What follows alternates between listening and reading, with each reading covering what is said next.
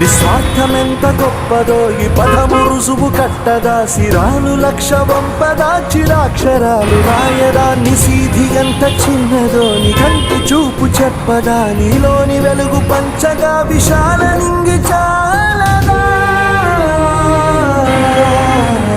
మనుష్యులందు నీ